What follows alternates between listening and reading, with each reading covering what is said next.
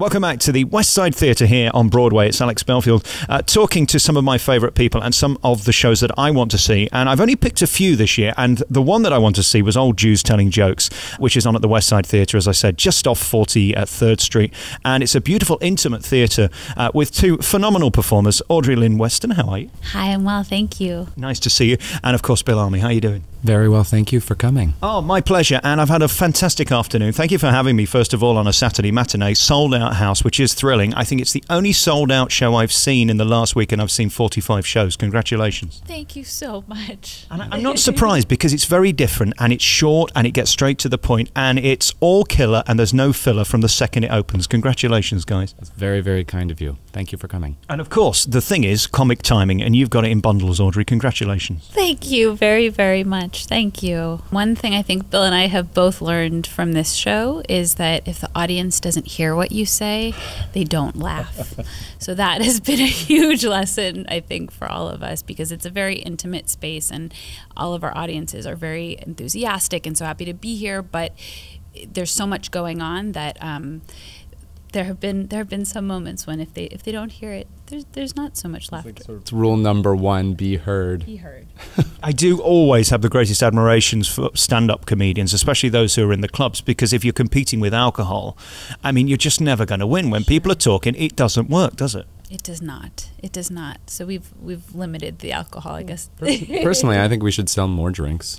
I mean, that's just me. Actually, up the ticket price, give them out free. How about that? Oh, that would work out. You know, it's funny, actually. There are some nights where I think to myself, I think this audience is drunk. It's very, very rare, though. It's usually during like a Thursday night or something like that. Some Saturday nights, too. Oh, they're I'm told as well there's a tipping point, though, where they've got to be sort of merry but not too drunk, because then if they've had too much to drink, they're riotous and they can't concentrate. Frankly, these jokes, I mean, they're about, a lot of them are about family. And so, you know, I'm sort of being flippant about drunkenness. But yeah, I think what's best about these jokes is most of them are old jokes or riffs on old jokes. And people like to come and hear us tell them. And I mean, they're still funny to us, so... And they are riotous, gut-wrenching jokes, which is what I love, a real punchline. Because it seems like entertainment and comedy and TV have gone away from the punchline. They sort of just do real life, I walk down the street and then this happened and people titter. But these are about real big laughs. They are. They are. We have some doozies in this show, and quite a few, I think. Yeah, I think there's some pretty incredible punchlines, if I may say so. It's a lot of fun, actually. This is something I've sort of noticed in doing the show, and I've said this, I think, in a few other interviews, is that these jokes, which are so old, have sort of shaped what I come to know as American humor. And it's very interesting, because I never would have attributed it to Jewish joke-telling. And I still hear it in sitcoms, you know, that very formulaic setup punchline, and how that's riffed on. And it's fun to get to do a style of comedy like this, because, you know, when you're an actor, you don't really tell jokes as much as you engage in a comedic situation comedy. And it's the situation that's funny, not necessarily the punchline. You've both got great comic timing, as I said earlier to Audrey, but also you've got great delivery and presence, and you've got to sort of act out these jokes, because they are story jokes. Each and every one of them is part of some bigger picture. I mean, the best thing that you can do with comedy is to take it seriously, and you can wink at the audience, but your wink usually, for me, has to be in service of the not knowing. And you always want to keep yourself as innocent as you can and let the audience be the one to figure it out. The trouble with this show is it's called Old Jews Telling Jokes, but you're not old. I mean, you're both delicious in your own way. Thank you.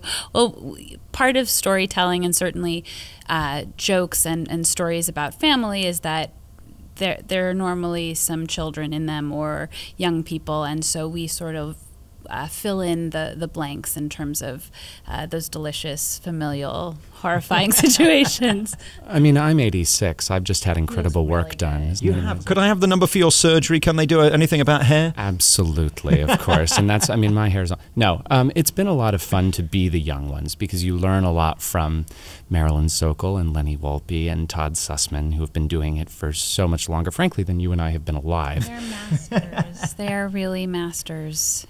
What I loved about each and every one of them, as is the case with you two as well, you're all so very different, but you're all so similar, physically, comedy-wise, delivery-wise, and that's so wonderful to see big personalities doing what you do best.